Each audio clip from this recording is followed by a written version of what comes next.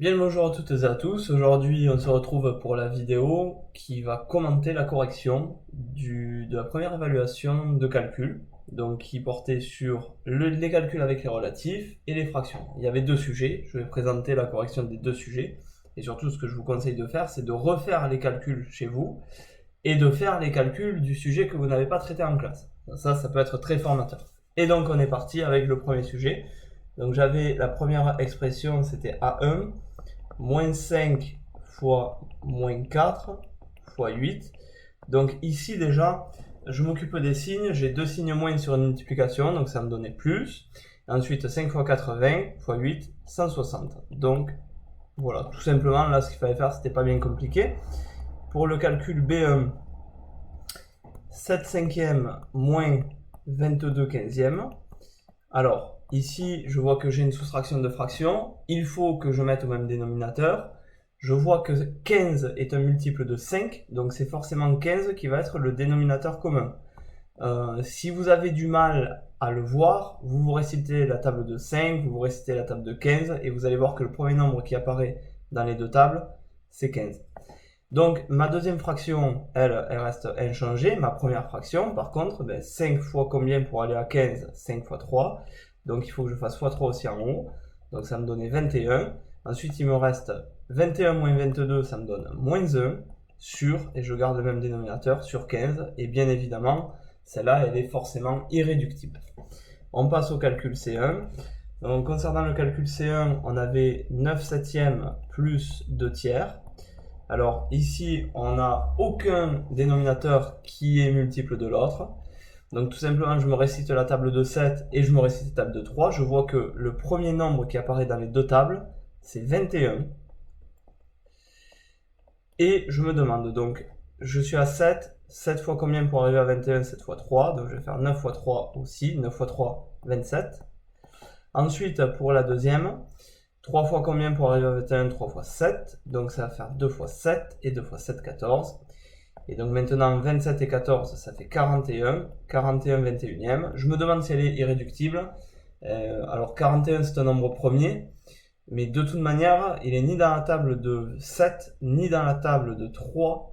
Donc forcément, il ne partagera aucune table avec 21.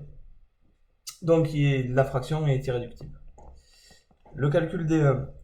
Moins 5 sixième fois 12 quinzième. Là, il y a deux manières de faire. Je vais vous montrer la manière un petit peu bourrine en première intention. Je vais vous montrer ensuite comment on peut simplifier. Donc tout simplement, je multiplie en haut et en bas. Donc en haut, moins 5 fois 12, ça me fait moins 60. En bas, 6 fois 15, ça me fait 90. Et là, alors déjà, le premier réflexe à avoir quand il y a le même nombre de zéros au numérateur et au dénominateur, on peut les enlever, c'est comme si on simplifiait par 10. Puis 6 et 9 sont dans la même table, ils sont dans la table de 3. Donc ça me fait 6, c'est 2 fois 3, et 9, c'est 3 fois 3, donc ça me faisait moins 2 tiers. Concernant la méthode un petit peu plus fine que je voulais vous présenter, tout simplement quand j'en suis ici, je vois que 15, il est dans la table de 5, donc je vais écrire 3 fois 5, et 12 il est dans la table de 6, donc je vais écrire 2 fois 6, et là qu'est-ce qui se passe? Eh bien les 6 s'en vont, les 5 s'en vont, attention le moins qui est ici reste, et donc ça me fait directement moins 2 tiers, et vous voyez que si on simplifie avant de faire les calculs, on a le résultat qui tombe beaucoup plus rapidement. Et enfin le dernier, donc c'était E1, alors là attention, il y avait 6 sur moins 7, le trait de fraction principal était en dessous de la première fraction, moins 4 sur 5, donc là c'est une division de deux fractions, ça veut dire que je laisse la première telle qu'elle, et je multiplie par l'inverse de la deuxième, c'est-à-dire c'est comme si en gros je retournais ma deuxième fraction, je n'ai plus moins 4 sur 5, mais 5 sur moins 4, et là c'est la même histoire, alors je pourrais simplifier 6 et moins 4 un petit peu, bon je vais pas le faire, donc 6 fois 5, 30, et moins 7 fois moins 4, moins par moins plus, donc 28. Mais là, il faut que je reste quand même critique envers mon calcul. 30 et 28, ils sont dans la table de 2. 30, c'est 15 fois 2, et 28, c'est 14 fois 2. Et donc, ça me donne 15 quatorzièmes. Voilà pour la première série de calculs. Je vous laisse juste l'écran pendant quelques secondes, histoire de prendre un screen si vous voulez refaire un petit peu les calculs. Et puis on passe à la deuxième série. Bon, la deuxième série, donc vos calculs, ils s'appelaient tous A2, B2, etc. Donc on avait moins 6 fois 3 fois moins 5. Donc là, règle des signes, j'ai deux signes moins, donc ça me donnait plus. Ensuite, il y a deux manières de faire. Bon, je vais faire la plus simple pour moi. 6 fois 5, 30. 30 fois 3, 90. Je trouve que c'est la plus simple parce que ça nous donne des nombres ronds avec lesquels on peut faire une multiplication. Et n'oubliez pas que la multiplication, vous pouvez la faire dans l'ordre que vous voulez. On aurait pu faire 6 fois 3, 18 et 18 fois 5, 90, mais c'est moins évident comme ça. Ensuite, on avait 7 tiers moins 22 quinzièmes. Alors là, du coup, encore une fois, hein, je vois que 15 est un multiple de 3. Donc, c'est simplement la première fraction qui va changer. Fois 5 en haut et en bas. 7 fois 5, 35. Et ensuite, 35 moins 22, ça me fait 13. 13 sur 15. Donc 13 quinzièmes. 13 étant premier, il n'est pas dans la table de 5, il n'est pas dans la table de 3, donc il n'est pas dans la table de 15 non plus. Enfin bref. Donc, ceci est réglé. Pour le calcul C2, 7 neuvièmes plus 3 demi. Là, c'est la même histoire que pour le calcul C1, c'est-à-dire qu'aucun des deux dénominateurs n'est dans la table de l'autre.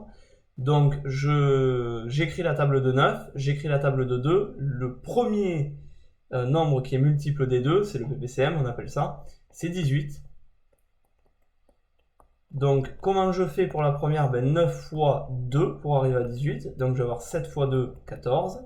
Et pour la deuxième, 2 fois 9, 18. Donc, 3 fois 9, 27.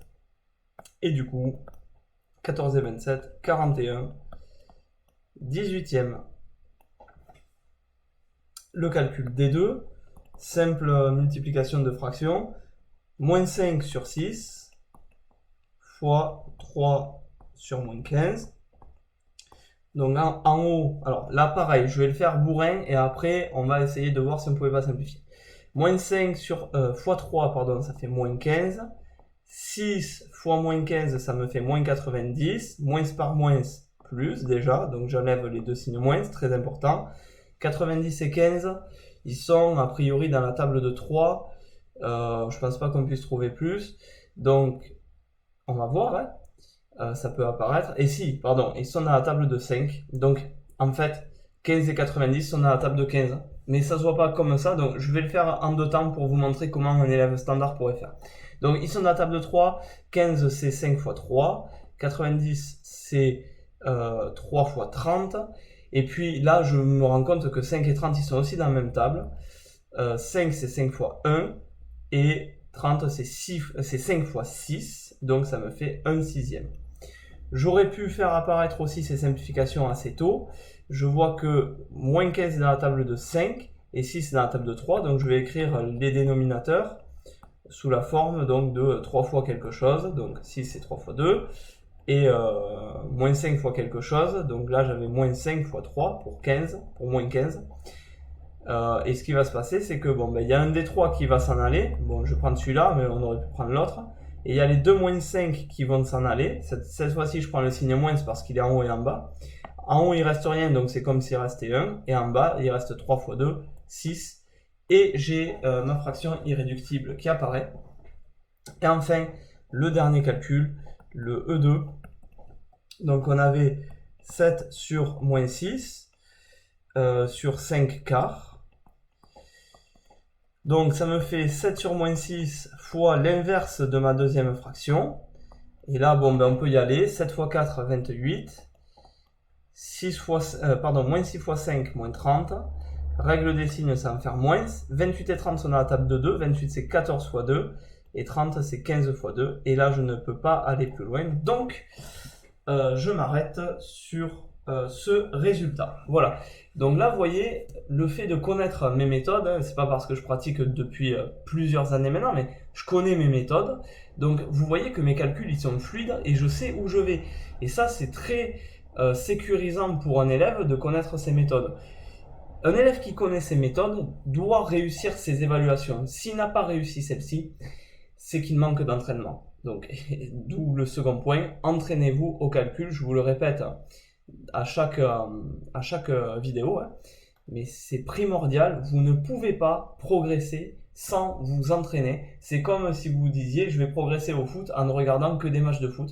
C'est exactement la même chose. Il faut taper dans le ballon pour avoir les sensations et pour que notre corps s'habitue à ce sport et développe des automatismes. Mais c'est exactement pareil avec les mathématiques et on peut faire le parallèle avec n'importe quelle pratique. Voilà pour ceci. Donc, entraînez-vous, il faut que vous arriviez à faire ces 5 calculs en 7 minutes, ça c'est fondamental.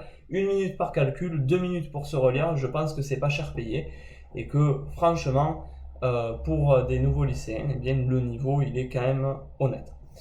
A très vite, travaillez bien.